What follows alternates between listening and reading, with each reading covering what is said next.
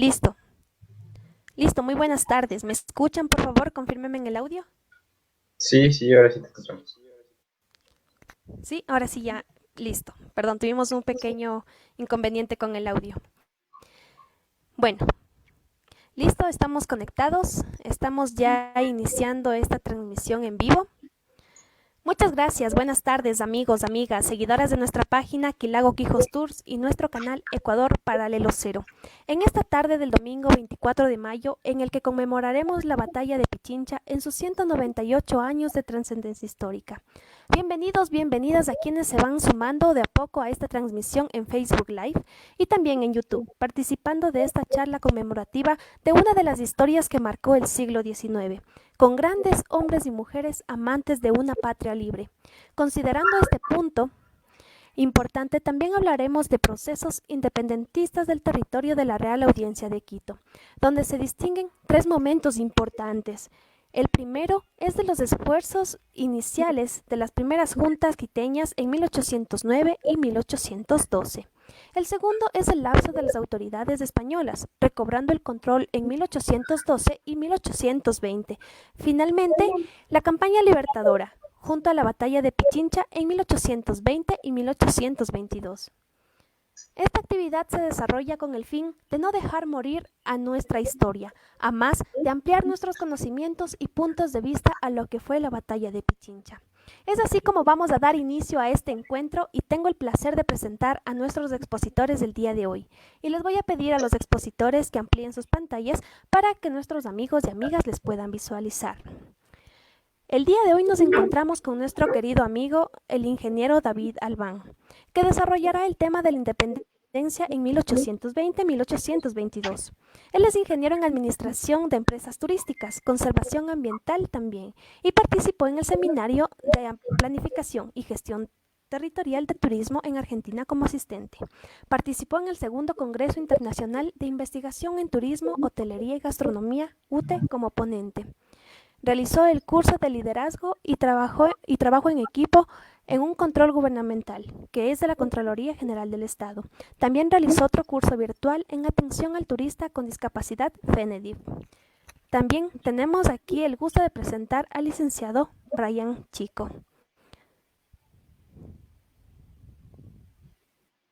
Listo, lo tenemos ahí. Él desarrollará el tema de caracterización de la independencia en el bando realista. Él es licenciado en Turismo Ecológico, graduado en la Universidad Central del Ecuador. Tiene un diplomado otorgado por el Consejo Iberoamericano Ambiental en la Gerencia de Ecoturismo Sostenible, obtenido en la ciudad de Lima, Perú. Adicional, también posee una auxiliatura en Desarrollo Comunitario, avalado por el Ministerio de Educación del Ecuador. El licenciado Brian Chico es un investigador y especialista en temas relacionados con el patrimonio, historia, mediación cultural, marketing y desarrollo turístico. Ha participado como conferencista en varios congresos y seminarios a nivel nacional e internacional. Cuenta con una experiencia como asesor y creador de guiones de mediación cultural patrimonial y se ha desempeñado como tallerista para procesos independientes de revalorización cultural. Actualmente es coordinador de operaciones y asesor de proyectos de revalorización cultural para el colectivo Mediarte Ecuador.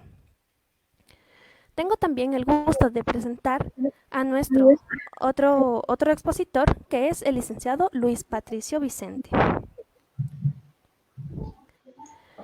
El licenciado Luis Patricio Vicente nos va a desarrollar el tema de caracterización de la independencia en el bando liberal. Él es ingeniero en Administración de Empresas Comercializadoras de Turismo de la Universidad de Especialidades Turísticas, UDET, y también es un tecnólogo en Administración Turística del Instituto Tecnológico Superior Internacional, ITI.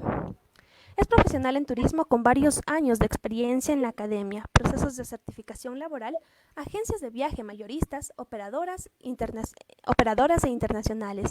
Actualmente es coordinador académico del ITS 24 de Mayo, Yavirac. Es docente a tiempo completo en el Instituto Tecnológico de Turismo y Patrimonio Yavirac. Es examinador en procesos de certificación en competencias laboral para perfiles de agente de ventas de turismo y gerente de operadoras turísticas. Él es un enamorado de cada rincón de su patria, el Ecuador. Y también tengo el gusto de presentarles a Vicente García.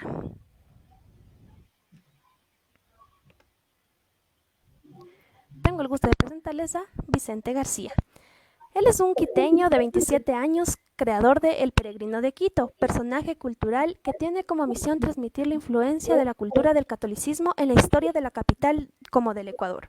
Y para ello tiene una página en Facebook donde podrán encontrar muchos datos sobre las fechas, lugares y personajes. Siendo ya exactamente las 15 horas 56 minutos, le damos la más cordial bienvenida al ingeniero David Albán para que nos pueda contar y desarrollar también su tema. Te escuchamos, David. Bueno, muy buenas tardes con todos. Muchísimas gracias a ustedes por la invitación. En este día, 24 de mayo, que estamos celebrando prácticamente un año más de la independencia del Ecuador, lo que vamos a tratar de desarrollar este momento son los antecedentes al momento histórico del 24 de mayo. Lo que queremos llegar es específicamente a un tema que es de entre 1820 y 1822, que es el momento en el que se va fraguando ya los últimos hechos históricos que desencadenan finalmente en la batalla del 24 de mayo. Para poder ir entendiendo un poquito esos antecedentes, tendríamos que llegar primero hacia 1808, diciembre específicamente de 1808.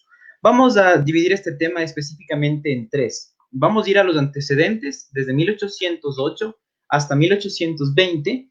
Llegaremos al desarrollo ya como tal de la intervención de Guayaquil y cómo esta ciudad, y ya en ese entonces la provincia libre de Guayaquil, va a permitir generar posteriormente las diferentes independencias en las demás ciudades. Y finalmente, para poder ir desarrollando ya y llegar a las conclusiones de esta etapa, vamos a ir hablando un poco de la financiación, de cómo se llega a obtener este dinero. Recordemos que el proceso de independencia no es un proceso nada económico, ¿no? Es bastante costoso. Entonces vamos a llegar finalmente al financiamiento para la Guerra de la Independencia. Vamos a ver de dónde se saca este dinero y cómo es que se logra, y prácticamente la intervención que tienen el capital extranjero para poder fraguar ya finalmente la batalla de la independencia. Ahora, estos hechos que se suscitan entre 1820 y 1822 tienen sus inicios en diciembre de 1808. Vamos a hablar aquí específicamente de la rebelión de un primer proceso de rebelión que se conoce como el complot de Navidad. Es un proceso un poco fugaz que se da en la hacienda de Chillo y compañía, que es con el cual se empieza ya a ir tomando forma las ideas libertarias, ¿no? Este gran hecho inicia con dos consecuencias o con dos hechos históricos que marcan la historia universal. El primero es la crisis del antiguo régimen europeo, que había sido influenciado por la revolución burguesa europea y la revolución industrial. Este movimiento daría paso al periodo de predominio burgués y la posterior desaparición de la estructura feudal y el sistema absolutista que se vivía en ese momento. El segundo hecho histórico que marca estos procesos es la determinación de la independencia de las colonias americanas de Inglaterra. Estas dan como resultado la creación de Estados Unidos y también conjunto al movimiento revolucionario en Haití en 1791, daría paso ya a una coyuntura revolucionaria en las colonias españolas. Entonces tenemos ahí dos hechos históricos que van a ir marcando ya el camino para un proceso independentista en las ciudades americanas.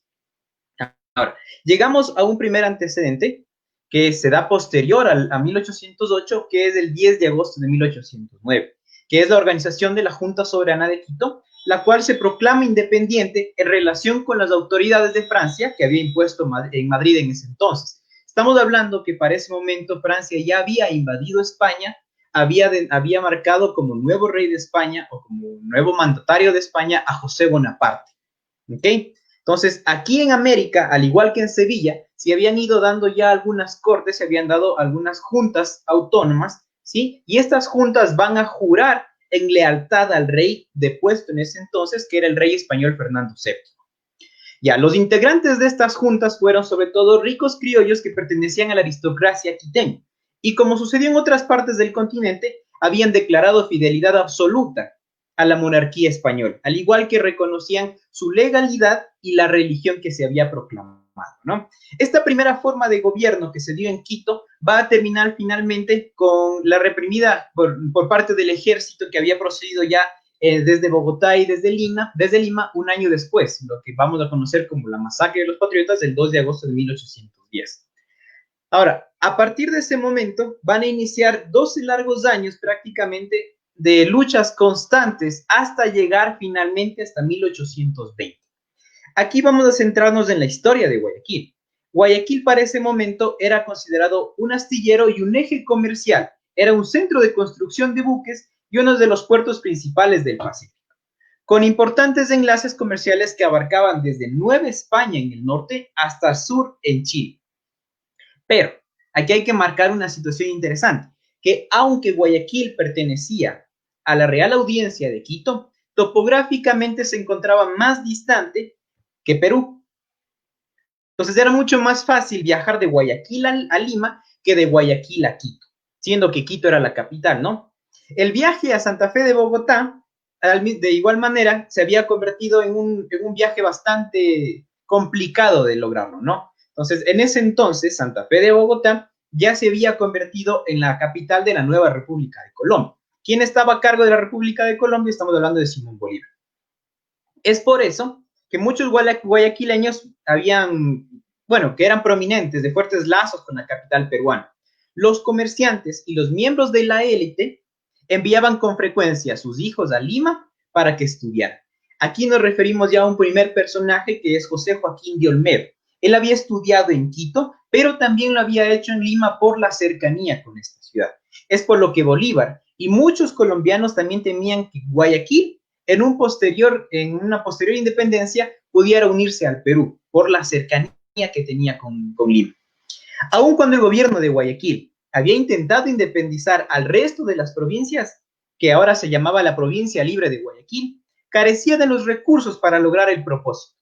El Congreso, que se reunió en noviembre de 1820 en Guayaquil, había estado ya compuesto por 57 diputados. A este momento ya hablamos que se había dado la fragua del Volcano, que fue una reunión de algunos patriotas del 1 de octubre de 1820 en medio de una fiesta que habían organizado para organizar la posterior rebelión del 9 de octubre. Ahora, ya con Guayaquil declarada como una provincia libre, vamos a conseguir ya ahora este congreso en el cual se reúnen 57 diputados que representaban al territorio costeño. Entonces, para este entonces ya la independencia se había dado a proclamar. Para el 8 de noviembre de 1820, convocado el Ayuntamiento de Guayaquil mediante expresión libre y democrática de los 57 diputados que habían representado a los pueblos convocados, eligieron ya a Olmedo como presidente de la provincia libre de Guayaquil. Ahora, se van a ir dando otros nombramientos también, como es el ejemplo de Rafael Jimena, que era encargado de los asuntos militares, Francisco Roca, que había asumido la responsabilidad de atender los asuntos civiles, y se designó a Francisco Marcos como secretario. Aquí en este momento se dicta un reglamento provisorio de gobierno, que fue la Constitución que regiría los distintos jurídicos de este nuevo estado que se había establecido, de esta provincia libre de Guayaquil. Esta provincia se extendía por un promedio de 53,000 kilómetros cuadrados, que integraban prácticamente toda la parte costera, desde el río Esmeraldas hacia el norte, hacia la ciudad de Tumbes al sur, y comprendía también las estribaciones de las cordilleras de los Andes. Entonces, definitivamente aquí se consolida ya una primera asamblea constituyente dentro de un territorio que pertenecía a la Real Audiencia de Quito.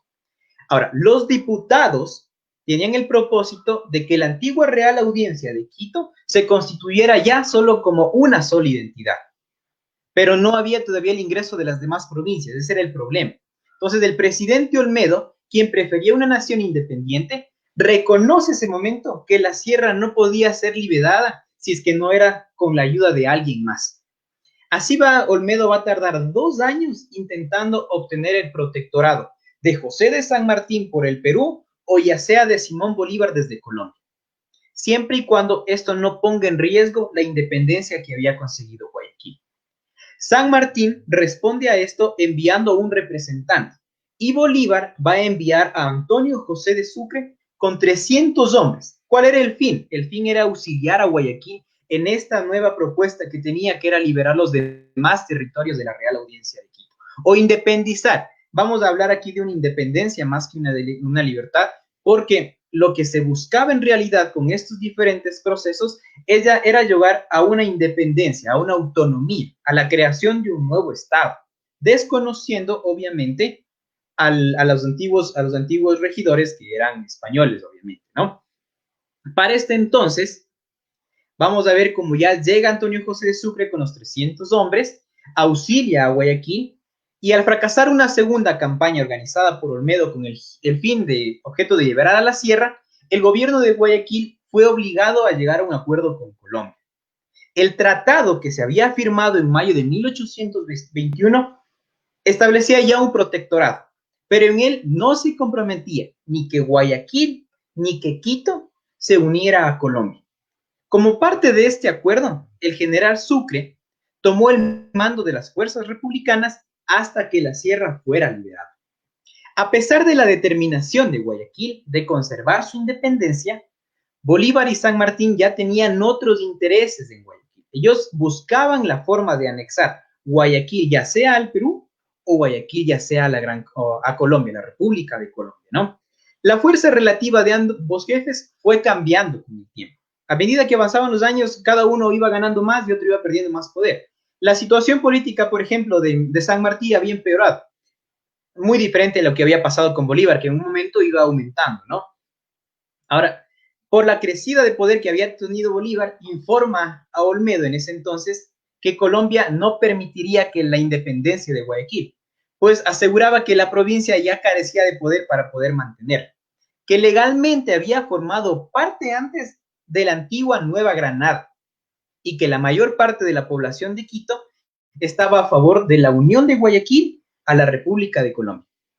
Olmedo, con mucha firmeza, obviamente, se niega a someterse a las presiones colombianas e insiste en su derecho a la autodeterminación, pues sostenía que contaba con los recursos necesarios para poder solventar su libertad. Bueno, ahora, después de esto, inmediatamente y consciente de que no se podía hablar de la independencia de la patria hasta no lograr una independencia de Quito, los independentistas guayaquileños estructuraron los primeros batallones armados y bajo las órdenes de Luis Urdaneta y León de Febres Cordero, la División Protectora de Quito sale en campañas en el interior. Aquí ya vemos a dos generales que iban a dirigir estos batallones armados que habían sido parte ya de la fragua de Volcano antes del 1 de octubre. Ellos en esta reunión que habíamos hablado antes se reúnen junto con los independentistas guayaquileños ya para ir estableciendo estos procesos de libertad. Ahora, la División Protectora de Quito inicia su campaña hacia el interior, hacia la sierra.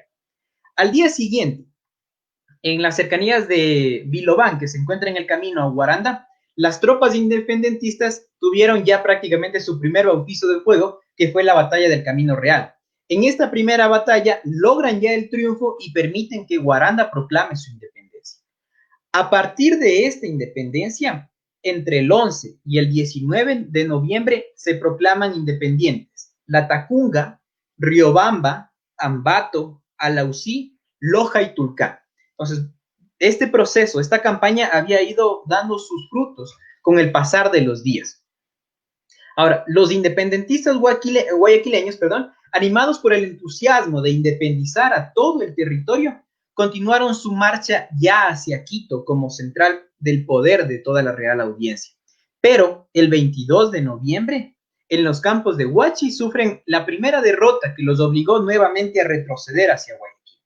Ahora, la derrota de Huachi demostró a los independentistas que les hacía mucha más falta para la organización y que necesitaban un mayor poder bélico. Aquí interviene ya Bolívar. Aquí escribieron a Bolívar indicándole que Guayaquil era ya una ciudad libre del yugo español, citada como tal, ¿no? Con un gobierno, pero que necesitaba refuerzos para poder mantener la independencia. Entonces, lo que se había dado antes, ahora era dar nuevamente un paso para poder reiterar que ya no simplemente iban a necesitar el apoyo, sino que era obligación ya de Bolívar prácticamente ayudar para poder llegar a Quito, porque solo les faltaba Quito, y Quito era la central política en ese entonces. Tras 2 intentos fracasados para subir a la sierra directamente hacia Quito, Sucre tiene que cambiar la estrategia. Entonces, para 1822, marcha hacia el sector suroeste, hacia Cuenca, donde las fuerzas se juntaban entre las fuerzas de San Martín, que habían enviado también un ejército. Entonces se junta la fuerza de San Martín junto con el ejército de Sucre. Los soldados de Sucre tomaron la ciudad el 20 de febrero y se quedan ahí hasta el 11 de abril. Pero ¿cuál era la obligación? ¿Por qué se quedan en Cuenca un largo tiempo? Porque buscaban que Cuenca, después de haberle dado su libertad, también se unieran o se anexaran a Colombia. Eso se logra el 11 de abril. A partir del 11 de abril, las tropas realistas se retiran lentamente en dirección nuevamente hacia la capital. Entonces, ahora el único espacio que les quedaba defender a las tropas realistas en ese entonces era Quito. Y ahí es cuando se llega ya a este desenlace, que es el enfrentamiento final entre realistas e independentistas en la mañana del 24 de mayo de 1822. El ejército de Sucre, que había estado integrado por 3,000 hombres, va a derrotar en ese entonces al ejército realista que estaba a cargo de Melchor Almerich, al pie del volcán de Pichincha, ¿no? Que se elevaba sobre la ciudad de Quito. Ahora, llegamos a este momento, la 24 de mayo se declara la independencia de Quito y se logra establecer ya la anexión de Quito hacia la República de Colombia. Ahora, como tercer punto, para ir finalizando un poco esta reseña histórica, vamos a hablar sobre cómo se financia este proceso de independencia. Si nos damos cuenta, fue un proceso de 2 largos años que implicaba tener el dinero o la economía suficiente para ir subsistiendo todo esto. Entonces, nos damos cuenta que ante la insuficiencia de recursos financieros propios y sin el apoyo esperado de Estados Unidos, porque para ese entonces Simón Bolívar, la primera deuda que hace Simón Bolívar va a ser entre 1815 y 1817, pero busca un apoyo económico para poder financiar la compra de armas, la compra de soldados y poder financiar así la independencia. Porque en ese entonces no se tenía el dinero absoluto para poder hacer esto. Entonces Simón Bolívar se da cuenta que no tenía el suficiente dinero y envía un emisario hacia Estados Unidos. Estados Unidos para ese entonces se había independizado ya, tenía ya un secretario de Estado, tenía también un secretario al servicio militar, y en ese entonces quien estaba a cargo de esto era James Monroe. ¿Okay? Entonces vamos a citar aquí las palabras de James Monroe. ¿Por qué Estados Unidos no intercede por Simón Bolívar en este momento? Porque, según se cita en algunas cartas que se envía desde James Monroe hacia Simón Bolívar, él dice textualmente que Estados Unidos se encontraba en paz con España y no podían, con ocasión de la lucha que estaba manteniendo con sus diferentes posesiones en América, dar ningún paso para que se comprometa su neutralidad. Entonces, aquí habían también intereses mayores, ¿no es cierto? Las fuerzas rebeldes, empeñadas en una desigualdad lucha contra los entrenados ejércitos coloniales, contratan costosos créditos en el viejo continente, sobre todo con Gran Bretaña. ¿Cuál era el fin de Gran Bretaña? Este país tenía obviamente claros intereses comerciales para poder debilitar la presencia de España en América. ¿Por qué Gran Bretaña tenía estos intereses? Porque simplemente para ese entonces España se había consolidado ya como uno de los grandes imperios alrededor del mundo. En el ámbito geopolítico, España mantenía una buena economía a pesar de que estaban afrontando unos hechos económicos bastante diferentes, difíciles, pero seguía siendo una de las fuerzas económicas para el mundo. Entonces, Inglaterra había perdido recién sus territorios. Le convenía que España también pierda sus territorios para poder posicionarse como una de las fuerzas económicas y comerciales en el mundo. Entonces, era difícil, ¿no?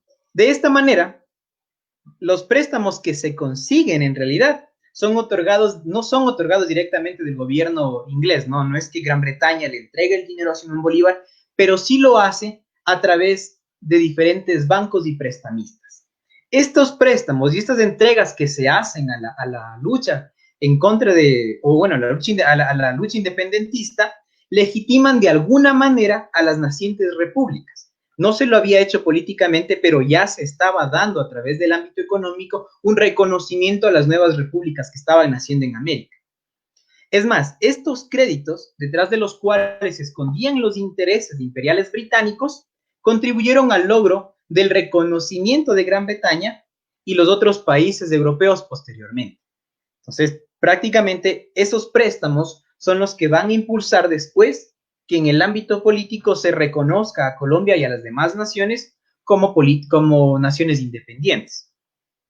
¿Qué era lo que tenía Inglaterra dentro de América? Eran claros intereses económicos y comerciales. Obviamente lo que querían eran intereses políticos frente a los demás países, ¿no? Estaban empeñados en destruir el imperio español y reconquistar nuestra América en función de los intereses de los acreedores, de aquellos que habían prestado el dinero. Los bancos y los comerciantes de Londres, que eran las personas más interesadas en la independencia, apoyados obviamente por políticos y diplomáticos, por agentes e inversionistas, habían logrado cambiar a Ámsterdam como centro financiero del mundo durante las guerras napoleónicas y encontraron que en América, sobre todo en Hispanoamérica, había una serie de posibilidades para extraer riquezas directamente. Entonces ya no tenían que pedir permiso a España para poder explotar minas de oro y plata o extraer perlas o simplemente manejar un mejor comercio de manufacturas con los principales atractivos. ¿Qué era? Era únicamente entrar a Hispanoamérica sin la necesidad de la intervención de España. ¿Cuál es la conclusión de todos estos hechos históricos que nos van a llevar al 24 de mayo?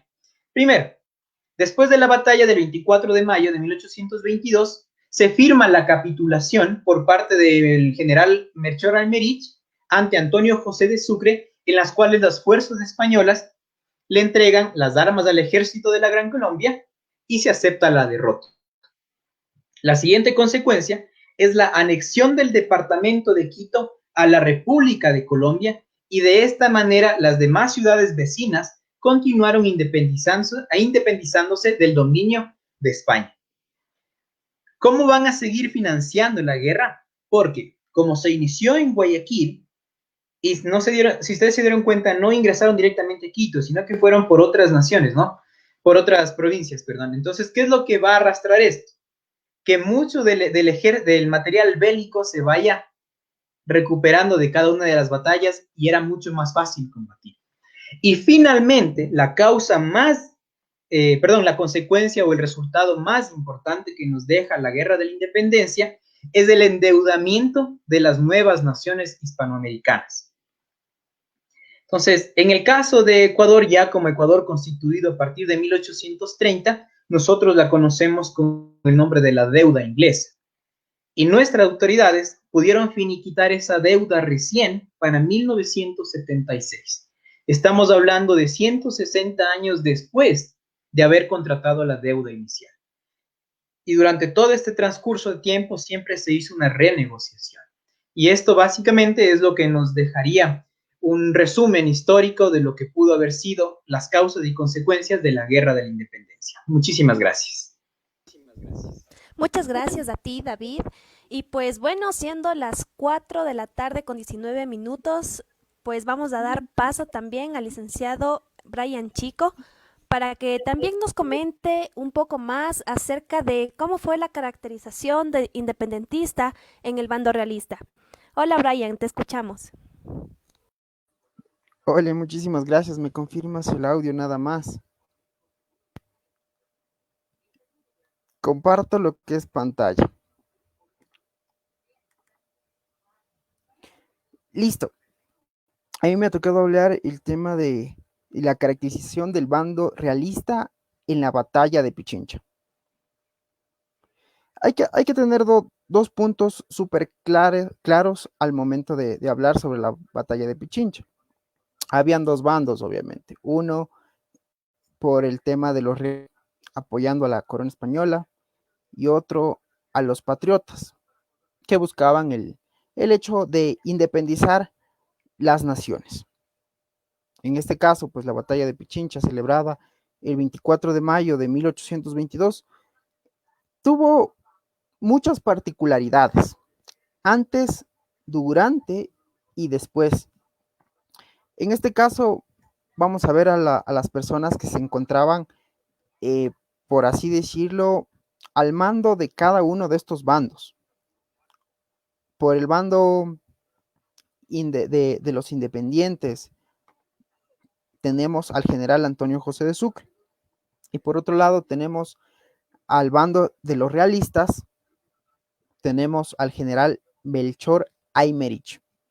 Estos dos personajes son súper importantes al momento de hablar de la batalla de Pichincha, ¿no? Porque son los actores fundamentales que intervienen directamente. Pero para esto se me ha pedido que hable sobre el ejército realista. En este contexto, les hablaré un poquito del ejército realista, que es desde su historia. El ejército borbónico desapareció en España en el año 1808, construyéndose durante la guerra peninsular una fuerza totalmente nueva para enfrentarse a Napoleón en España. Ojo, hay que tener en cuenta de dónde nace este ejército realista. España se encontraba invadida por Napoleón, entonces ahí es donde muchas fuerzas, mucha parte del ejército que se encontraba en América viaja a España a reforzar estas defensas.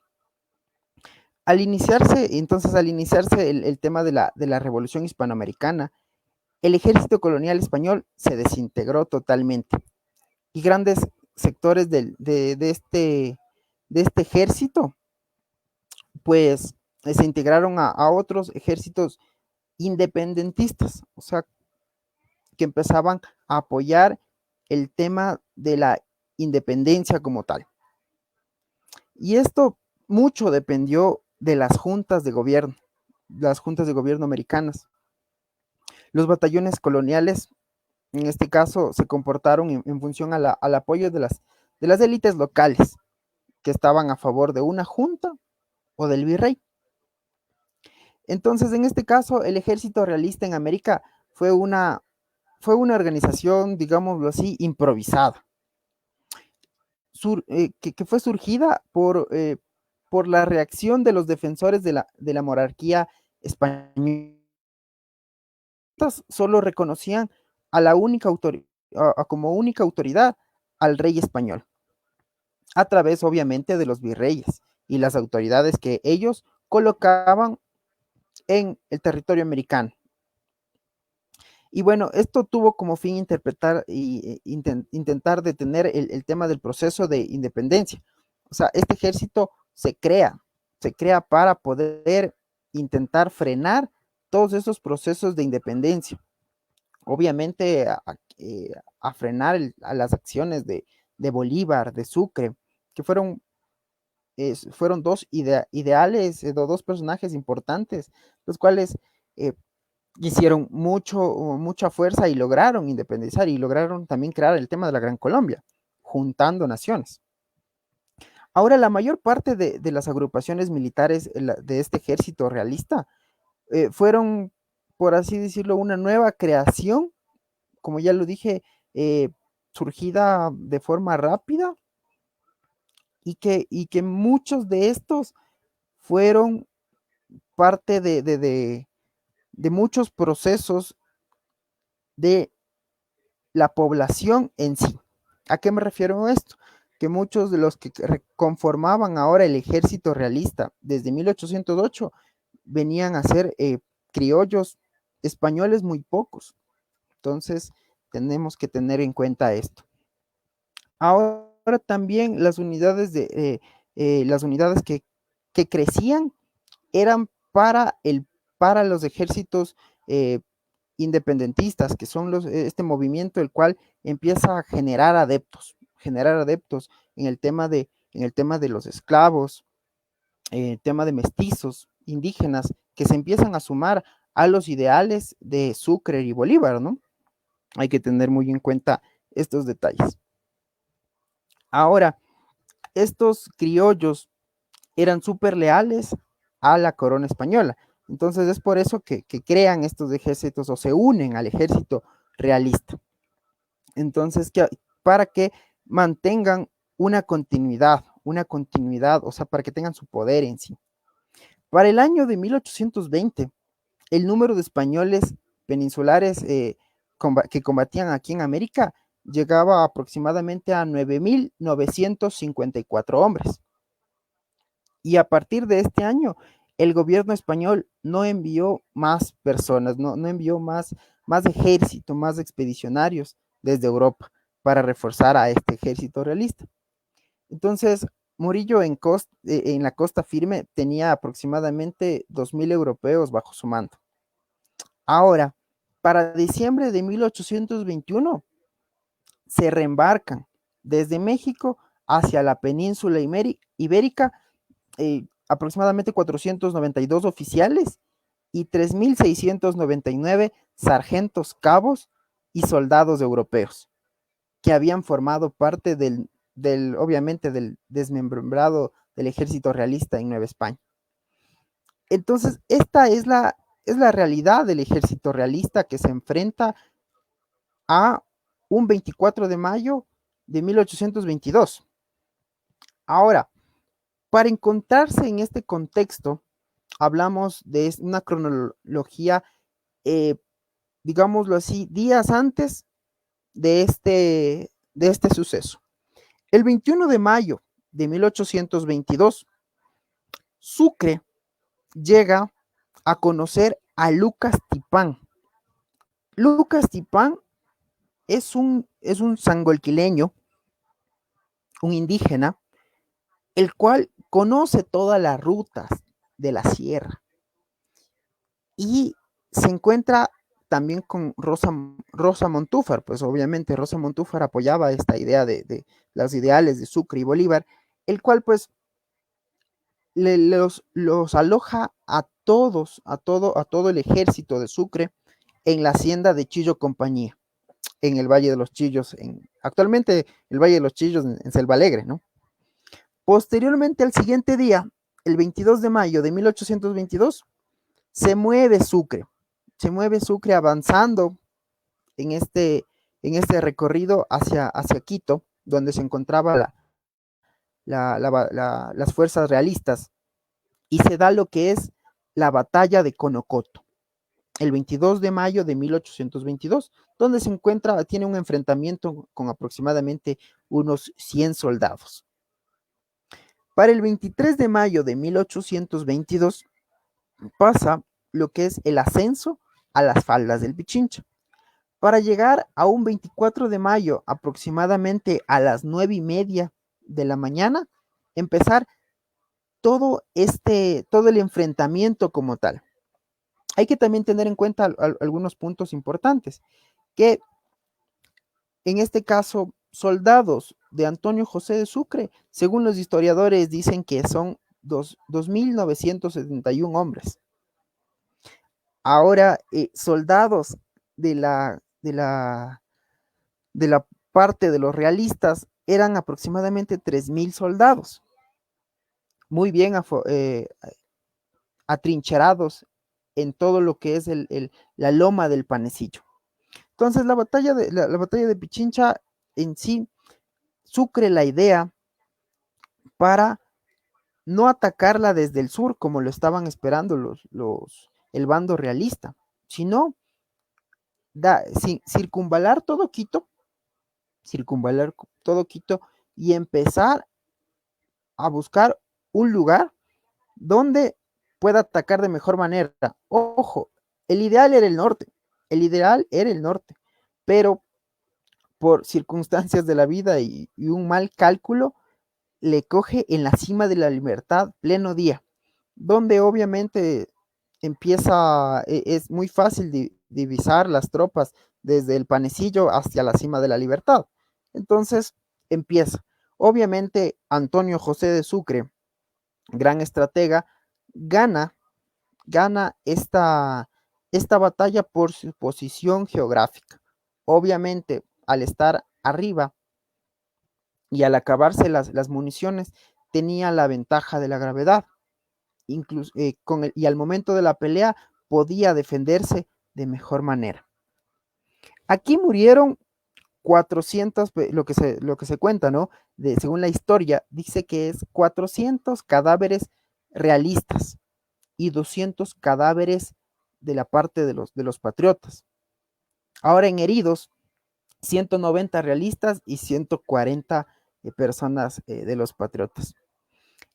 Cuando ya se rinde para el 25 de mayo de 1822, que es la firma de la capitulación, aquí se toman a 1.100 prisioneros de tropa, a 160 oficiales, 14 piezas de artillería y 1.700 fusiles.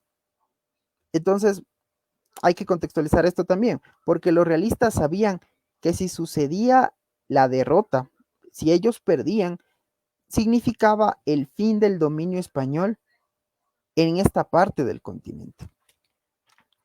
Quito era súper importante, entonces, si es que perdían Quito, adiós la presencia española muy fuerte marcada en territorio americano.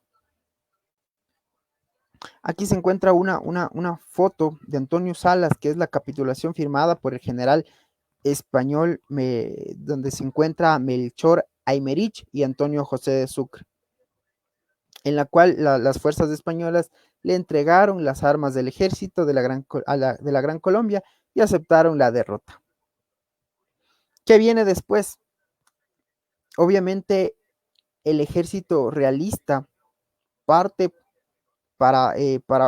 tiene otros rumbos. Obviamente la mayoría viaja a España.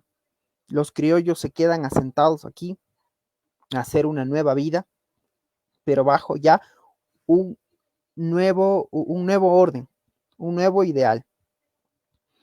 Y en este caso, para el 16 de junio de 1822, la provincia se crea, o por así decirlo, empieza lo que es que la provincia de Quito fue anexada a Colombia.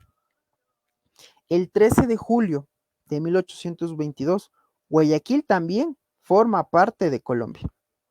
Y así poco a poco, para crear el tema de la Gran Colombia como tal, el gran ideal de Bolívar.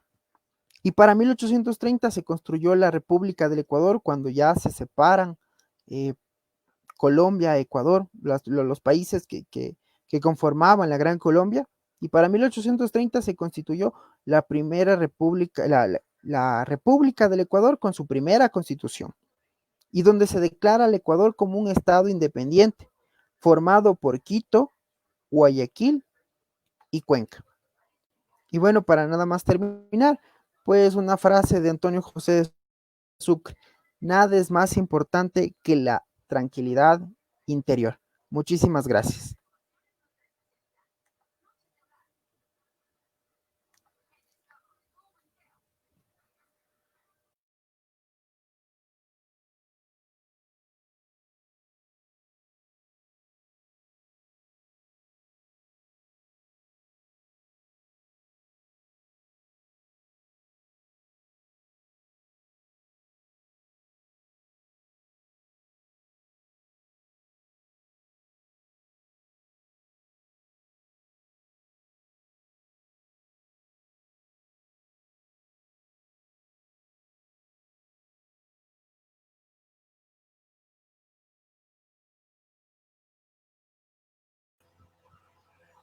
¿Me escuchan? Buenas tardes con todos. No sé si se me está escuchando. ¿Alguien me confirma? Ok. Bueno, buenas tardes con todos. Qué gusto la invitación. Es realmente para mí un placer el compartir estos momentos con ustedes acerca de este evento histórico, ¿no? Que ha marcado definitivamente la historia de nuestro país. Se me ha pedido igual preparar material acerca del proceso, básicamente enfocado en el periodo anterior a la batalla. Entonces, en esto yo quisiera hacer una breve reseña sobre cómo se fue dando este proceso histórico que muy bien lo resumió David en una primera instancia, y posteriormente Brian nos ha complementado. Partiendo del hecho del contexto histórico internacional en el cual se dieron estos eventos. Empecemos en primera instancia por hablar un poco acerca de la Europa del siglo XVIII, ¿no es cierto? ¿Qué pasaba en España? ¿Qué estaba ocurriendo en Europa? Y cómo eso influía en las colonias americanas. Lo primero que tenemos que entender es que el siglo XVIII es llamado el siglo de las luces. Este siglo XVIII obviamente trajo un fuerte cambio de paradigma en los aspectos intelectuales, también buscaba cambios en el tema social, y esto se ve sobre todo dado por la influencia que tenía, o que esta ilustración se generaba a través de pensadores, ¿no es cierto?, como Rousseau, como Voltaire, como Robespierre y otros. En este contexto histórico, la España, ese gran imperio al cual se pertenecía América, comienza a tener una serie de encuentros con la corona inglesa por justamente el dominio de la parte mercantil, ¿no? Ya lo detalló David. En ese sentido, tenemos que destacar que había un monopolio en la parte americana, ¿no es cierto? Vendía América sus productos baratos, pero los compraba caros. Y eso obviamente iba generando ya un malestar en las élites criollas que eran quienes se encontraban en los territorios americanos. Debemos recordar muy bien la estructura social de la época, ¿no es cierto?, donde los españoles tenían la preeminencia en todo tipo de cargos, en todo tipo de tratamiento. Luego de eso estaban los criollos, mestizos, indígenas y esclavos. Entonces, en ese sentido, las políticas de la corona española fueron afectando de a poco a los criollos, ¿no es cierto? Aquellos españoles que habían nacido acá en tierras americanas y que obviamente estaban relegados de puestos de poder. Pagaban los impuestos, tenían sus tierras, tenían sus negocios aquí en América, pero no estaban al mismo nivel de los peninsulares, ¿correcto? Esta situación se fue dando a lo largo de todo el periodo histórico colonial. Sin embargo, este movimiento de la Ilustración permite que comiencen a llegar nuevos aires, nuevos pensamientos hacia la zona americana.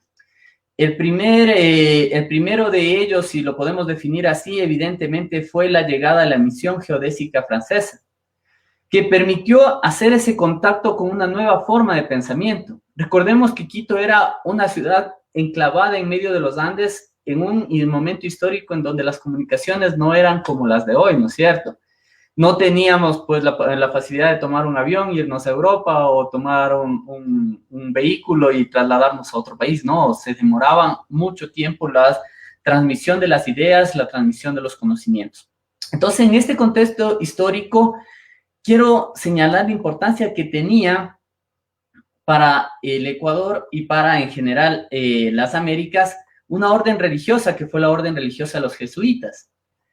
Esta orden religiosa, que al final termina siendo expulsada en el año 1767, venía ya difundiendo estas ideas hacia los pobladores de ese entonces.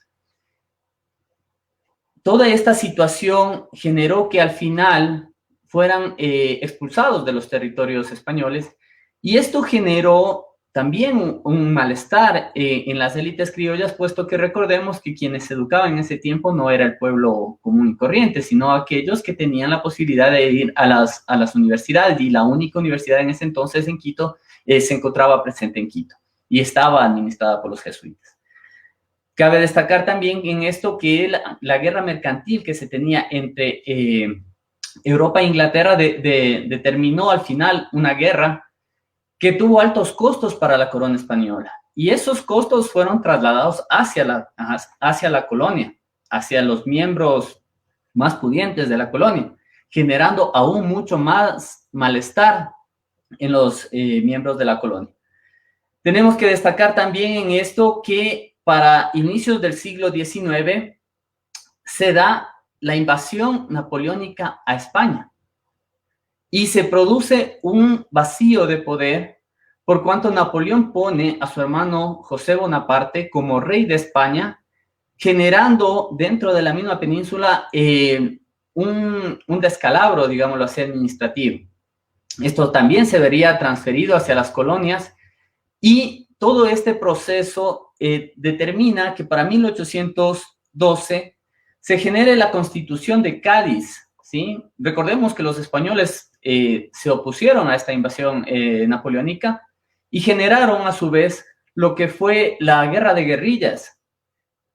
Al final, Napoleón cae a nivel militar y España retoma nuevamente esa estructura monárquica, ¿no es cierto? Pero ya con otro tinte, buscando otro tinte, ya las juntas que justamente lo habían mencionado, que en el caso de España fue la Junta de Sevilla, la Junta General de Sevilla, ya habían generado una constitución. Entonces, todo este contexto histórico que va rodeando los procesos de independencia también tienen otros elementos agregados. Estamos hablando que en Inglaterra, ¿no es cierto?, quien era la enemiga directa a nivel geopolítico de España, había sufrido, como ya lo dijo David, la pérdida de sus colonias en el territorio americano con la declaración de la independencia de Estados Unidos en 1776. Estas situaciones obligaban a equilibrar la balanza, ¿verdad? Tanto entre España, el imperio español y el imperio del Reino Unido, ¿no es cierto? Que actualmente lo conocemos como Reino Unido. ¿Qué provocó esto? Que hubieran una serie de medidas por parte de la corona española para blindarse. Sin embargo, el momento histórico que nos ataca o que nos compete en este instante, podemos decir que arranca desde las primeras publicaciones de lo que podemos denominar los precursores de nuestra independencia. ¿Cuáles son esos? Evidentemente, gente que pensó fuera del paradigma. Podemos mencionar dentro de esto uno de los personajes que posiblemente no es muy considerado en la historia ecuatoriana, pero al haber hecho algo que para un ecuatoriano no era pensado en ese tiempo, que era la publicación de un libro, ya demuestra esa influencia que tuvo las ideas de la Ilustración en el pensamiento ecuatoriano. Hablo del padre Juan de Velasco. Él se atreve a escribir una historia, ¿no es cierto?, lo que nosotros conocemos como la historia del Reino de Quito en América Meridional. Este proceso demuestra un cambio de paradigma en las personas que vivían en los territorios americanos, porque recordemos que hasta ese entonces, el año de 1767 posiblemente, no teníamos otra fuente de información que no fuera lo que viniera desde afuera.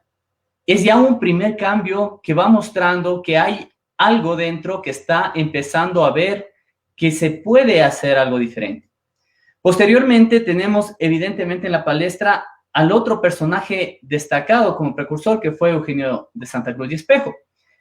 Este personaje, con toda su personaje mestizo, ojo, que no pertenecía a la nobleza criolla, se abre paso por su talento, por su capacidad, y va dando una serie, ¿sí?, de insumos intelectuales que le permiten a la nobleza criolla de aquel entonces, a los intelectuales de aquel entonces, ir asumiendo hacia sí la posibilidad, la idea de una libertad.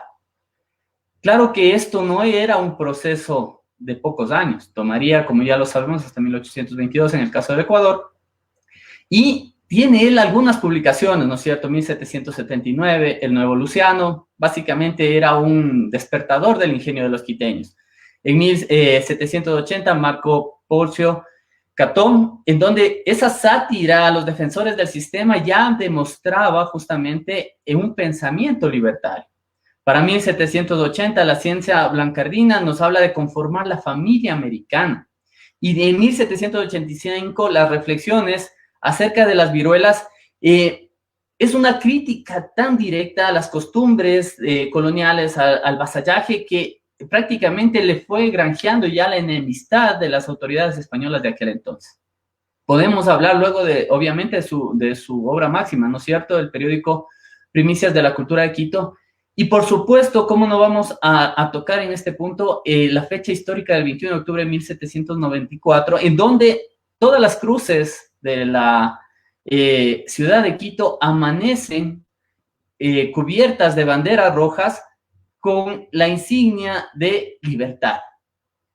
Estos antecedentes históricos, si bien es cierto, no devengaron en un inmediato movimiento libertario, sí generaron que ya los criollos de aquella época fueran pensando en ideas libertarias. Tenemos ya para ese entonces esta situación contextual que habíamos tocado, la invasión napoleónica a España y todo el proceso anárquico que se generó devengó en las llamadas juntas de gobierno, que eran juntas de gobierno local, conformadas por los notables de cada época, que evidentemente generaron una respuesta hacia el momento histórico que se estaba viviendo. Mucho se ha discutido realmente si los criollos querían solamente autonomía o una verdadera independencia. En el caso quiteño, la mayoría de los estudios devenga en que efectivamente fue una revolución libertaria.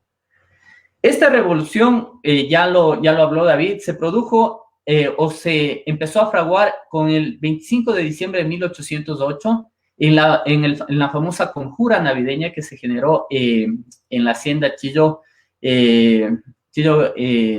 Gijón, en la parte de Selva Alegre.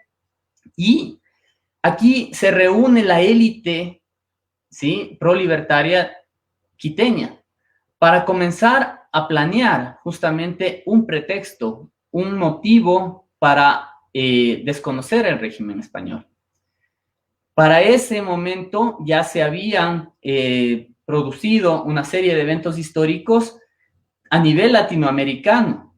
Miranda había ya comenzado sus campañas libertarias en Venezuela. Bolívar con la inspiración de Miranda ya había empezado sus campañas libertarias en Venezuela. Ya se estaban dando movimientos libertarios en Bolivia o gritos libertarios en Bolivia, Chuquisaca, La Paz. Y en ese contexto histórico aparece Quito, ¿sí? Aparece Quito en el año de 1809, el famoso 10 de agosto de 1809, en donde básicamente tuve acceso al acta de la independencia del 10 de agosto de 1809, los barrios de la catedral, los barrios de San Sebastián, de Santa Bárbara, los barrios de San Roque, ¿sí?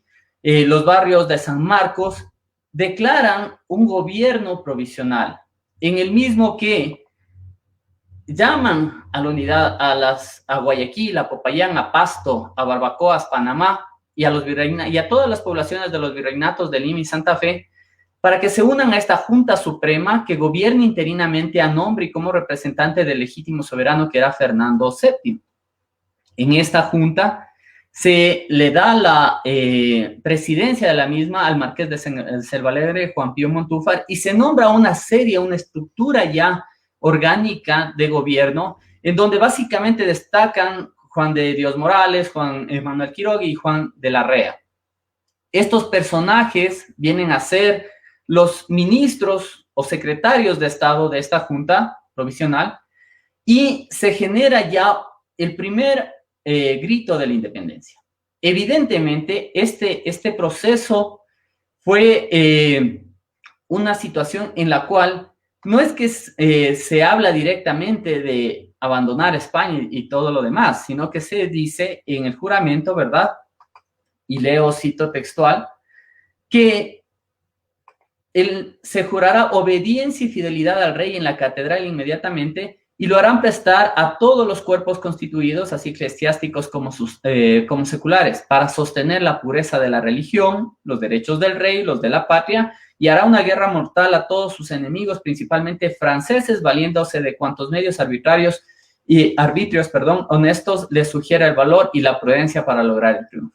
Entonces, aquí ya se va viendo ese espíritu libertario de las colonias, en donde básicamente podemos entender que ya los criollos que vivían en Quito ya tenían ese anhelo, ¿sí?, de tener otro estatus. Bien lo han dicho mis antecesores. Los criollos eran la nobleza que vivía en América, pero estaba despojada de los privilegios de dicha nobleza, porque los cargos, evidentemente, de administración pública estaban destinados para los españoles. En este contexto histórico, y recordando el proceso que ya nos han venido contando, evidentemente van quedando personajes que van a mantenerse durante este proceso. Recordemos que una vez que se da el grito libertario en el 10 de agosto de 1809, el siguiente año, el 2 de agosto de 1810, se produce la masacre de los patriotas, ¿correcto? Esto genera una reacción popular en la cual el conde que había sido puesto para ese entonces, el conde Ruiz de Castilla, que había sido despojado del gobierno, logra recuperar el dominio con el apoyo de las tropas realistas y se da esta masacre. El pueblo herido de Quito justamente desconoce nuevamente esta autoridad y se produce la primera constitución del estado de Quito en el año de 1812. Esto genera una reacción virulenta por parte de la corona española que va a devengar en la famosa batalla del Panecillo.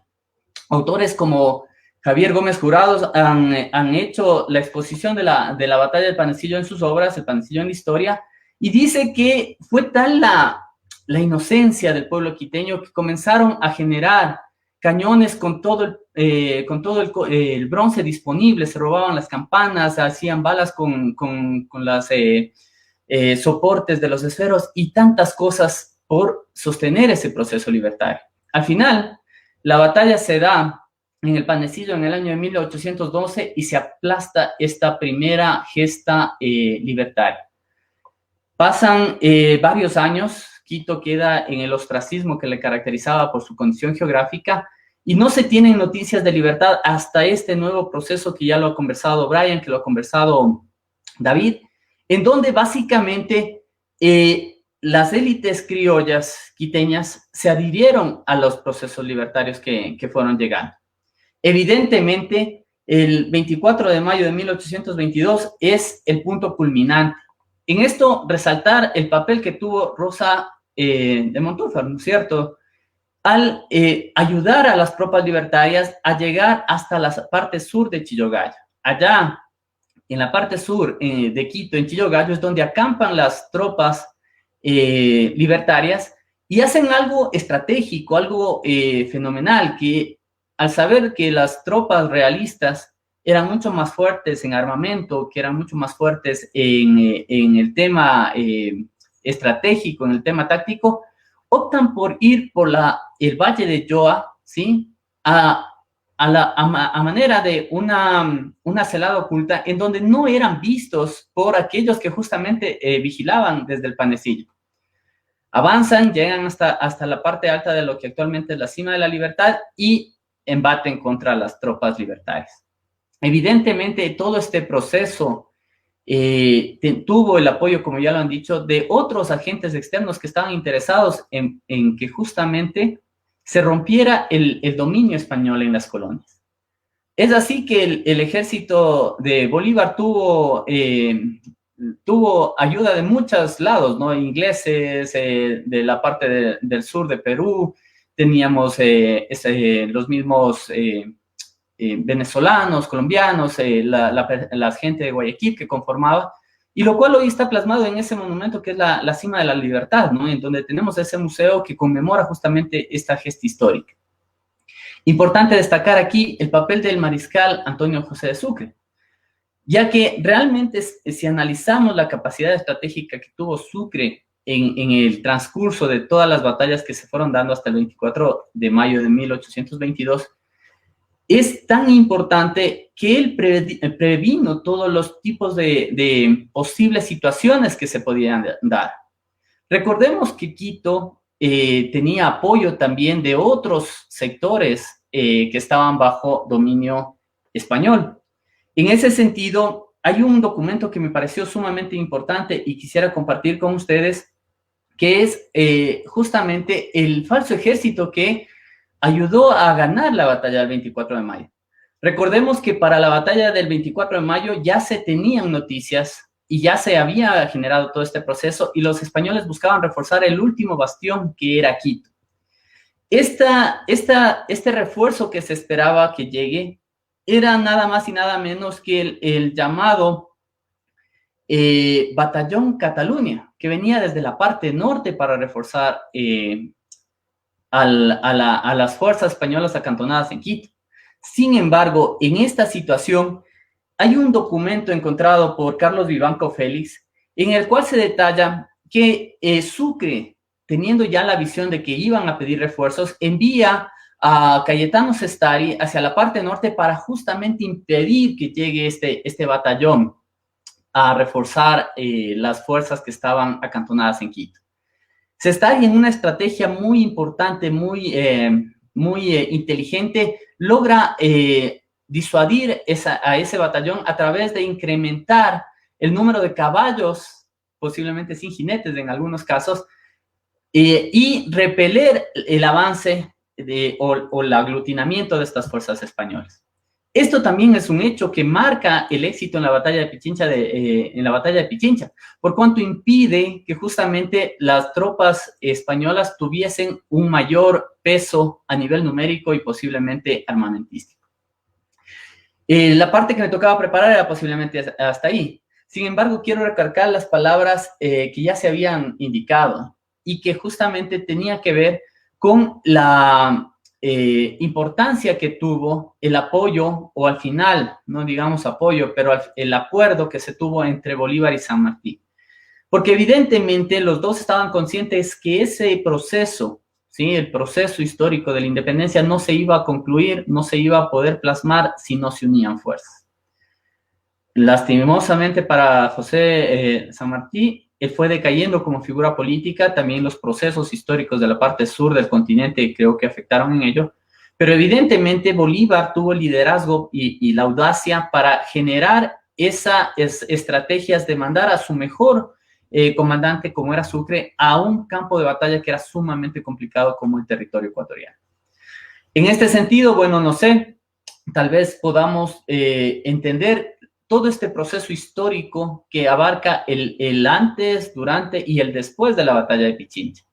No sé si tal vez queda alguna duda sobre lo indicado o debo yo continuar, Nicole.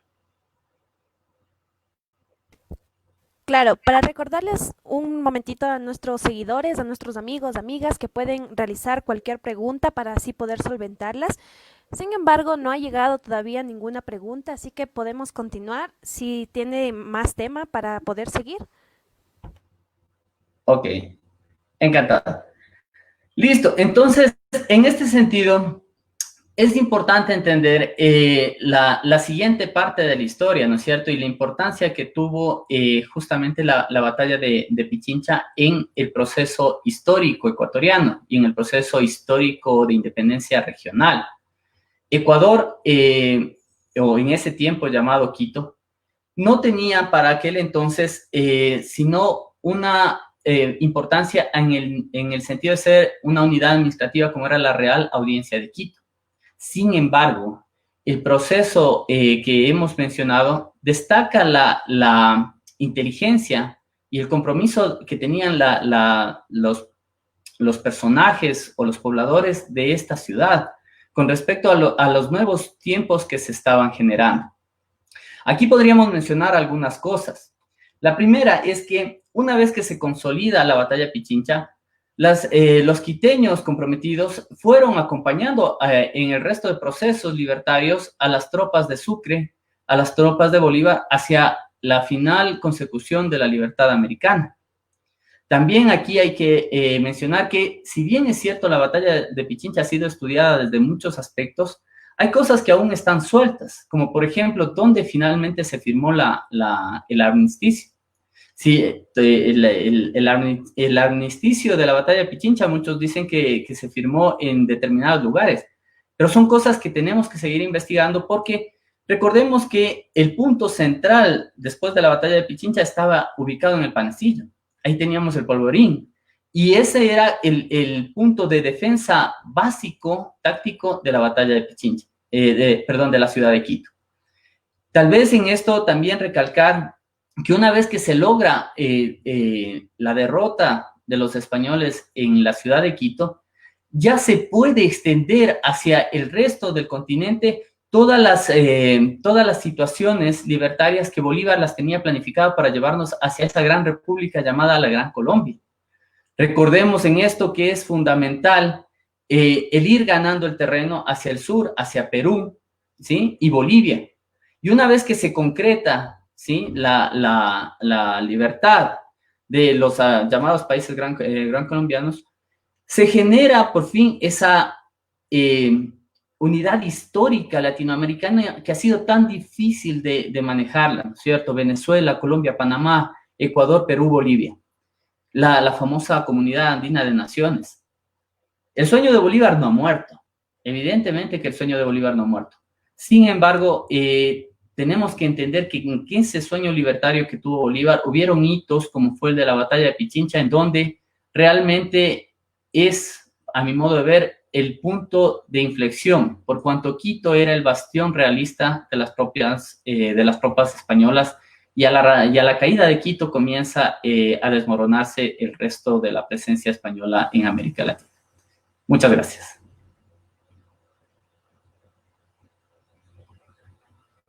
Muchas gracias, licenciado Luis Patricio. Pues para recordarles igualmente a nuestros queridos amigos que nos siguen que las preguntas están abiertas, pueden preguntarnos para así nosotros poder solucionar todas sus dudas. Bueno, ahora le vamos a dar paso a Vicente García, el peregrino de Quito, para que nos desarrolle su tema. Así que por favor, contamos con tu presencia, Vicente García. Perfecto. Bueno, Cuéntanos, ¿cuál va a ser tu tema? buenas tardes con todos. Es un gusto poder compartir en este espacio, felicitándoles a los expositores anteriores.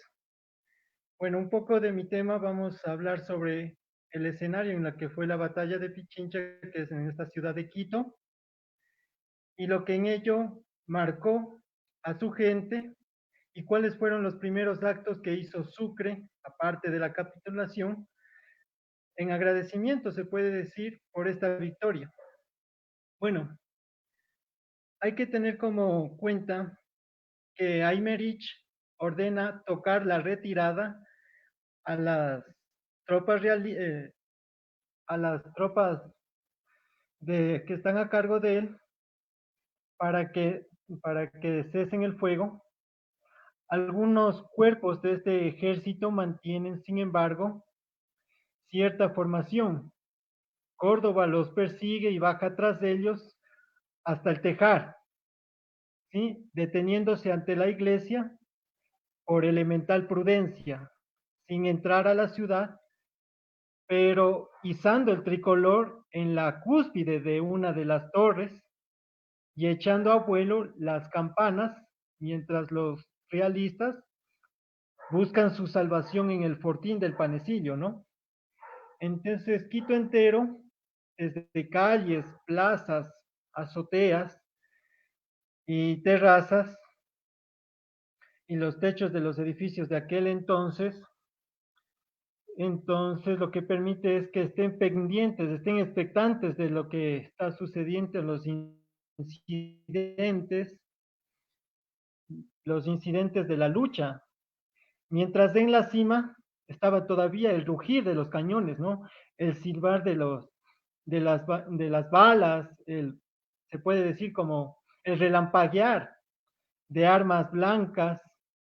Entonces las exclamaciones de voces de, este, de esa gente, ese latir agónico de corazones, que desde 1809, en Quito, la primogénita de la libertad de Hispanoamérica, según lo reconociera Bolívar, esperaba que el 24 de mayo de 1822, el estallido de la fusilería, entonces esperaría en los aires. Aquí hay que decir que Monseñor Federico González Suárez, al terminar de describir la batalla y los ecos de la gran cordillera oriental, se volvían ¿qué se podría decir? En truenos multiplicados en estampido de los cañones.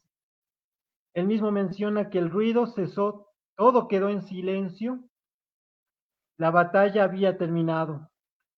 Entonces, ¿quién había triunfado? ¿Cuánta ansiedad? De repente continúa Federico González Suárez, seguimos citándole a él, cuando se propaga por encanto la ciudad la voz que había vencido los patriotas. Sucre era el vencedor y los realistas habían sucumbido. Abriéndose las puertas de las casas y los quiteños se derramaron por las calles y las plazas de la ciudad exaltados, casi locos de contento. Tanto había pesado y tan abrumador había sido el yugo español en los últimos días, es lo que menciona Federico González Suárez. Entonces ya a lo largo de la tarde vieron los quiteños un desfilo interminable de realistas heridos y derrotados que buscaban refugio, obviamente, ¿no? Vieron también el tránsito, la bandera blanca por delante de los parlamentarios patriotas y realistas que iban y venían entre el Panecillo y el Pichincha, por la ruta del Tejar, concertando, como ya han mencionado los expositores, concertando ya la capitulación en la que Sucre hizo resplandecer toda su hidalguía y magnanimidad y reconoció la gallardía y el heroísmo también del ejército español, pero las fuerzas patronales no entraron ese día de la ciudad.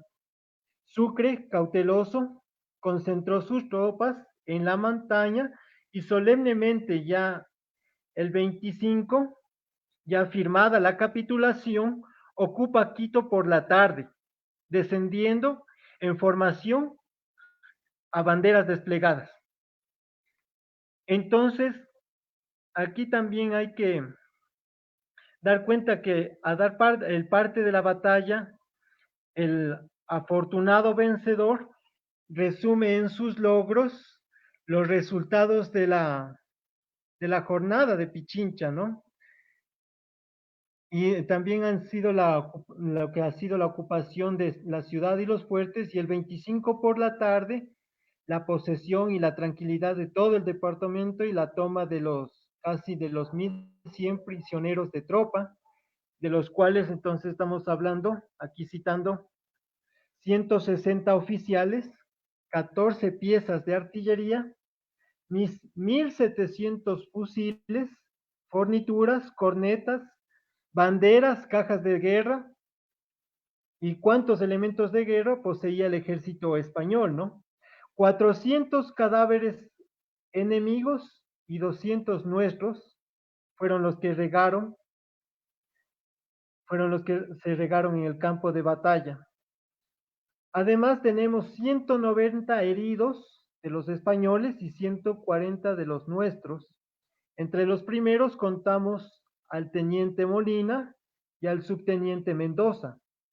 Y entre los segundos a los capitanes Cabal, Castro y, y al Zurro, y a los tenientes Calderón y Ramírez, y a los subtenientes Borrero y Arango. Aquí hay que hacer particular memoria de la conducta del teniente Calderón, que habiendo recibido sucesivamente, como ya lo conocemos, 4 heridas, no quiso retirarse del combate.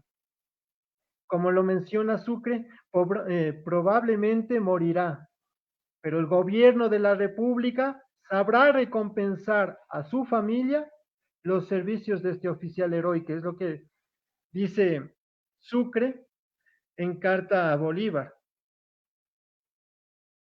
Entonces, aquí hay que también tener en cuenta que ya con esto, ya la victoria alcanzada en la montaña, que desde entonces el Ecuador le tiene como la cima de la libertad, como comenta el general Isaac Chiriboga, que tantas y magníficas páginas ha escrito sobre Sucre, sobre este héroe, entonces muestra la magnificencia de sus obras, muestra en ella la trascendencia de sus actuares como soldado.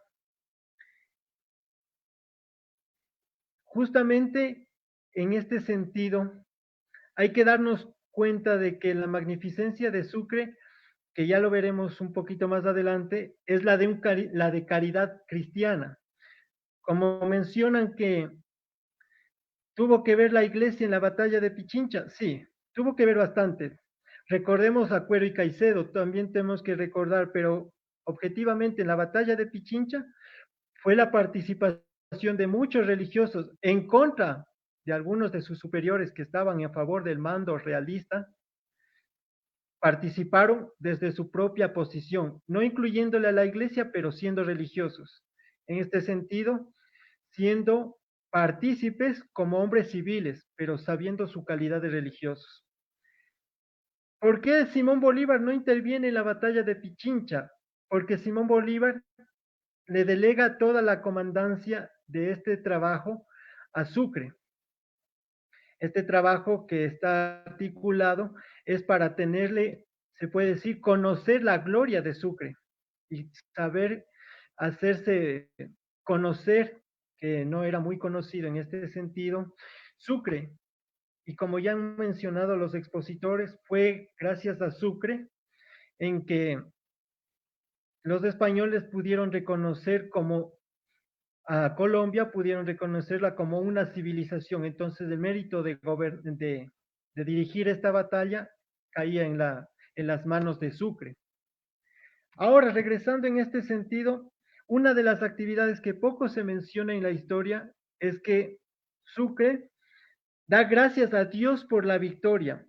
A primera hora de la mañana del 26 de mayo, ojo, del 26 de mayo, es decir, antes de 24 horas de haber hecho su entrada en la ciudad, Sucre recibe una carta de Sor Rosa de la Santísima Trinidad, que era priora del Carmen Alto, ¿sí? En la que, en la que le daba los parabienes por la victoria. Y le avisaba que recibió de la carta que le había encargado que junto con toda la comunidad se pusiera en oración y le explicaba que habiese frustrado esos intentos anteriores para contestarle, motivo por el cual lo hacía en ese instante. ¿Qué quiero decir? Justamente citamos lo que dice la hermana, ¿no? La religión que vuestra su merced ha querido sostener, ha puesto en sus manos el laurel y nos ha sacado del cautiverio en que hemos gemido tantos años. El Dios de la paz le ha dado ya por la mano pacífica de vuestra merced, que se ha esforzado únicamente a favorecer a la humanidad, ahorrando estragos y toda efusión de sangre, con cuyo objeto me encargó que con la comunidad dirigiese al Señor mis oraciones, lo justo de la recomendación, ocupo al instante mi obediencia y haber y haberle instruido a vuestra excelencia de ella, si los arbitrios que tome para contestar a la apacible casta de vuestra merced no se me hubiesen frustrado más hoy que el cielo nos lo ha traído como a tutelar de Quito, tengo el honor de remitirle estas letras celebrando su venida y dándole el parabién de los triunfos que ha logrado a pesar de los muchos y obstinados esfuerzos que ha superado, ofreciéndome igualmente con mi comunidad, no solo a continuar mis oraciones por la felicidad de vuestra excelencia, sino a servirle en cuanto tuviese la dignición de mandar. Esta es la carta que le dirige la hermana que hemos mencionado a Sucre apenas llegada a la ciudad. Aquí hay que comentar justamente este precioso documento del padre Aurelio Espinosa Polis, que lo publicó por primera vez que tenemos aquí, que en Pichincha, mientras la lucha, lo que él dice, ¿no? Sucre. En Pichincha, mientras la lucha se encrudecía en la montaña, en la ciudad, y en el silencio y oscuridad de un coro, de claustradas, una comunidad postrada ante el sagrario del Dios de las misericordias, en esas horas fatídicas era el Dios de las batallas. Tenían levantadas, sino las horas fatídicas, era el Dios de las almas en apremiante oración. ¿Y de dónde subía esa plegaria? Tal vez una de las causas decisivas de la victoria. ¿De dónde? De la casa de Mariana de Jesús, las hijas de la gran Teresa, la santa española que tanto amó nuestro Quito.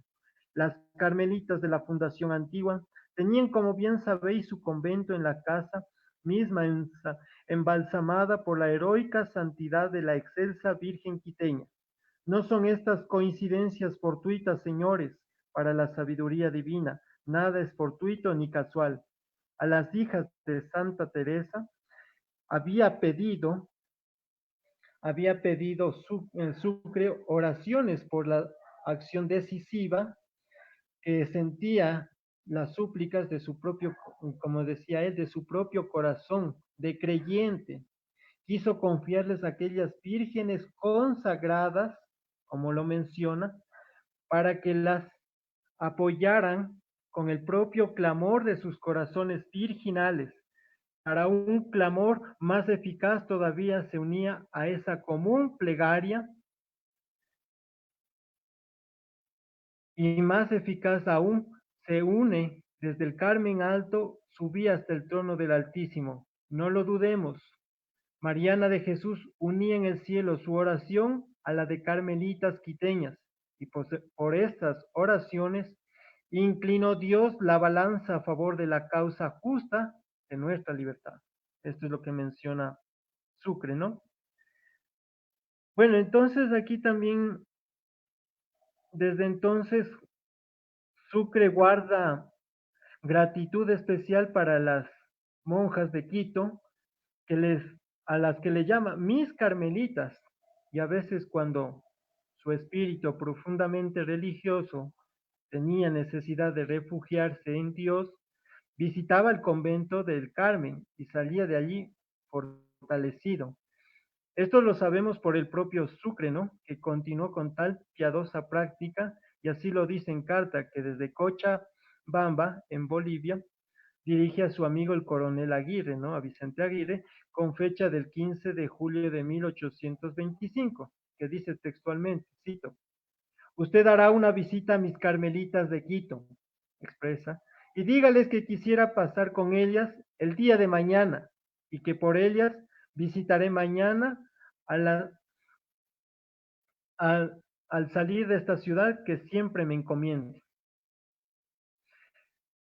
Al igual que en mayo de 1822, porque se sabía en el peligro como le confirió el motín de Chuquisaca, Sucre solicitaba plegarias.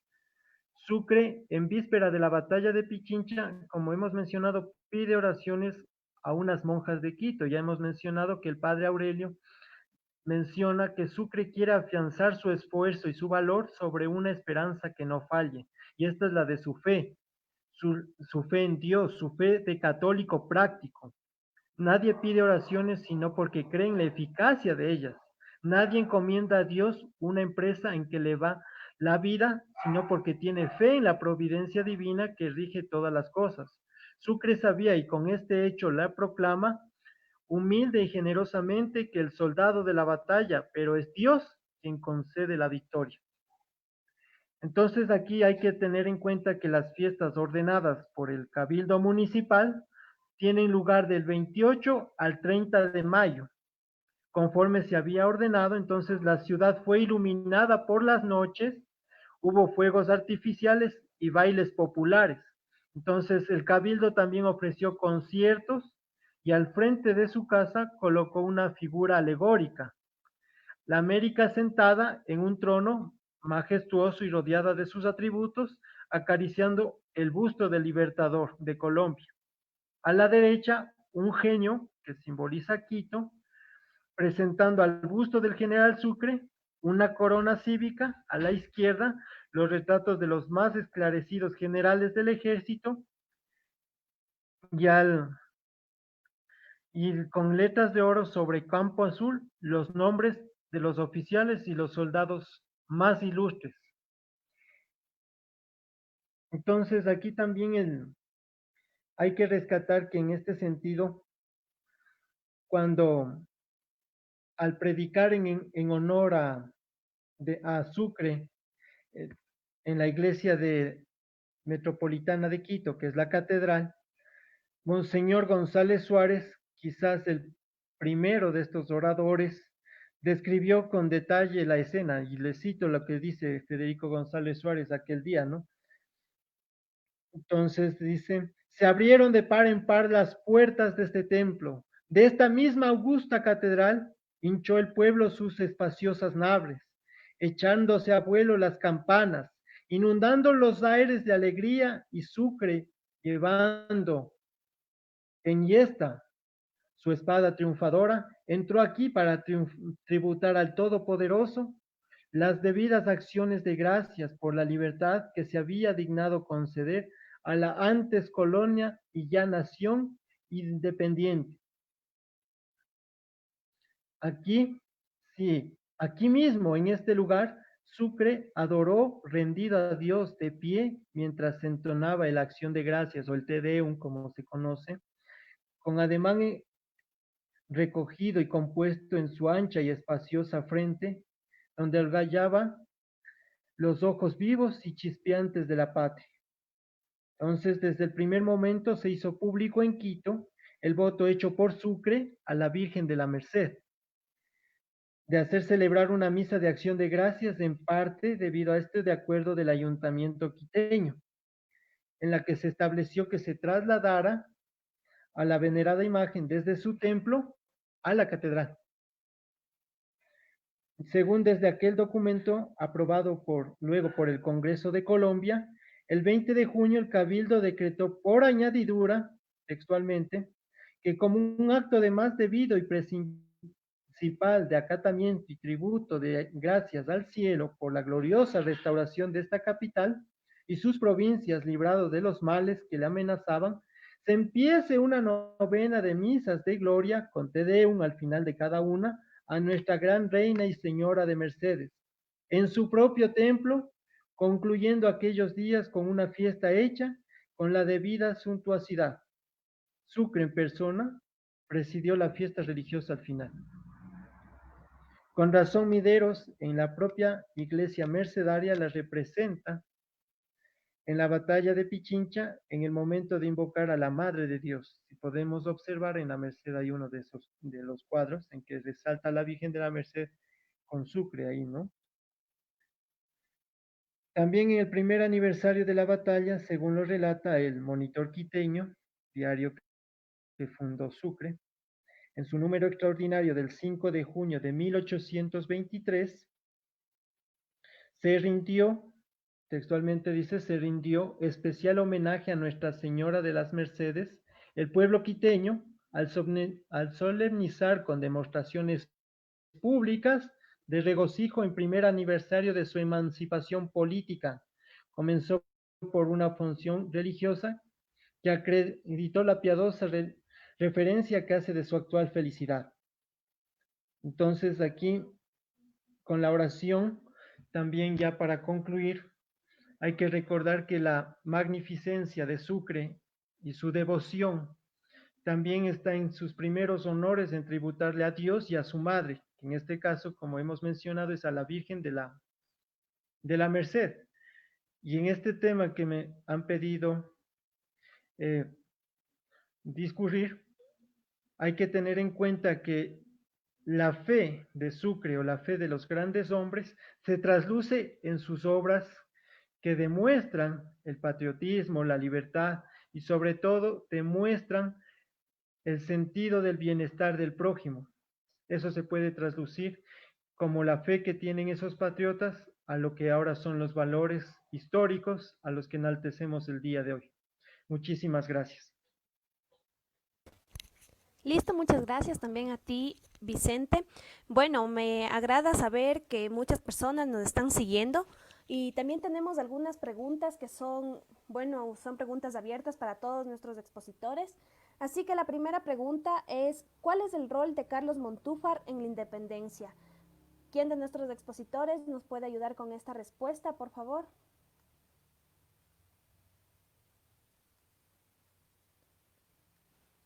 Adelante, David Albán, tal vez desees responder esta pregunta.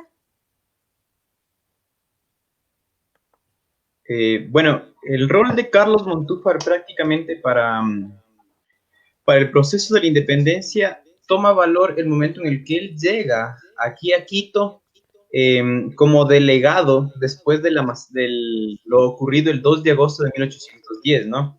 Recordemos que para ese entonces España no es que tenía un conocimiento completo de todo lo que estaba pasando en sus territorios aquí en América.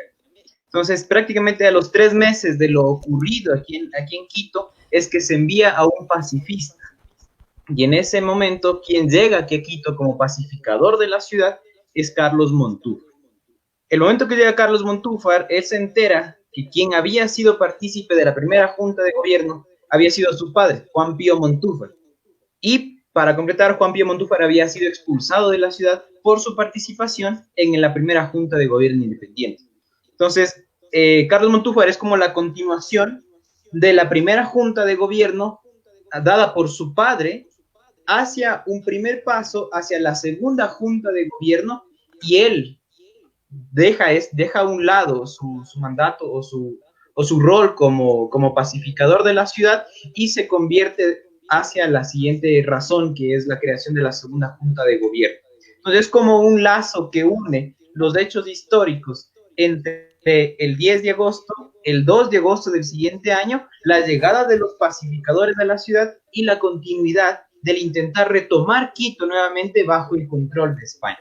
Entonces es como el nexo entre la unidad del inicio del proceso de independencia hacia los siguientes procesos que se iban a ir dando durante esos largos 12 años.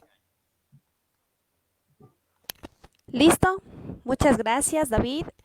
Bueno, tenemos también otra pregunta. Esta pregunta es, ¿qué papel cumplió la población indígena en esta batalla independentista? Por favor, tal vez profe Luis Patricio, ¿desea ayudarnos con esta pregunta? ¿Se me escucha? Sí, ok. Adelante. Bueno, básicamente tenemos que tener claro en este punto que las batallas, los ejércitos estaban conformados básicamente por personas en una jerarquía, ¿no es cierto?, que correspondía a su estrato social. Evidentemente, esta jerarquía, para el momento histórico que estamos hablando, se tenía un alto proceso de desigualdad social.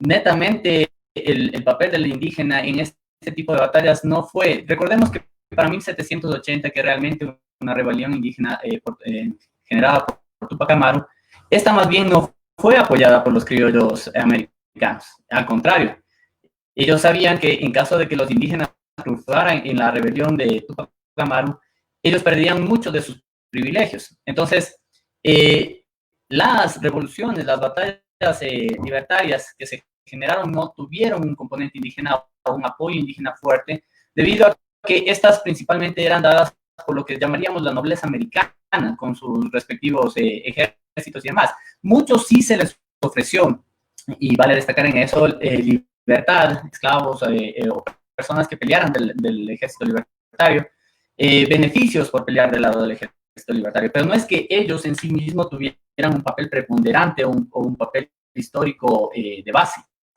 Porque, como vuelvo a insistir, esto fue un proceso criollo, básicamente.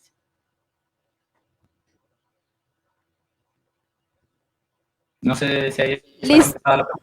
Sí, listo. Muchísimas gracias, profe Luis Patricio. Tenemos una última pregunta. Por favor, si Brian nos pudiera ayudar. Esta pregunta es, ¿por qué Simón Bolívar no intervino en la batalla de Pichincha? Es algo que se han preguntado muchas veces, así que, por favor, si nos ayudarías con esta respuesta.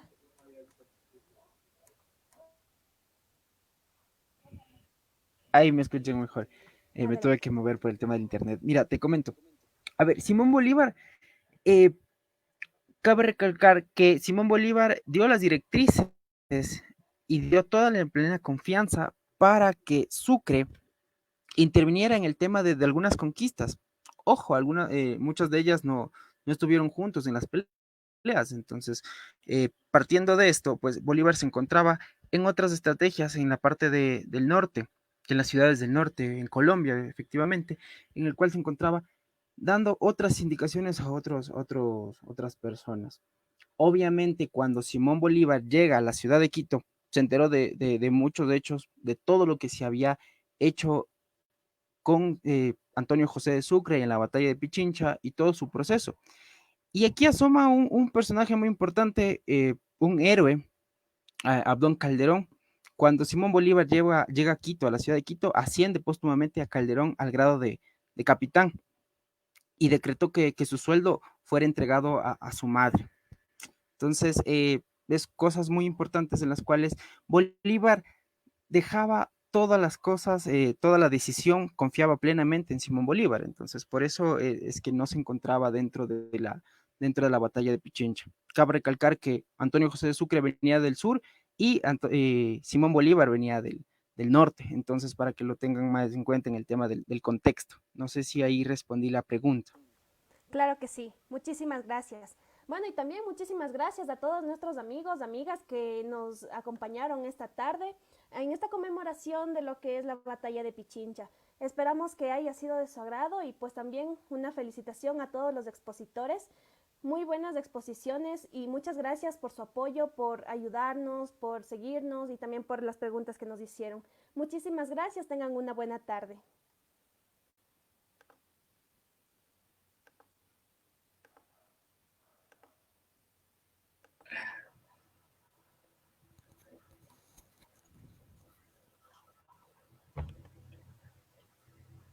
¿Está por ahí el Brian? Ya creo, mijo. ¿Estás por ahí, Brian? Gracias.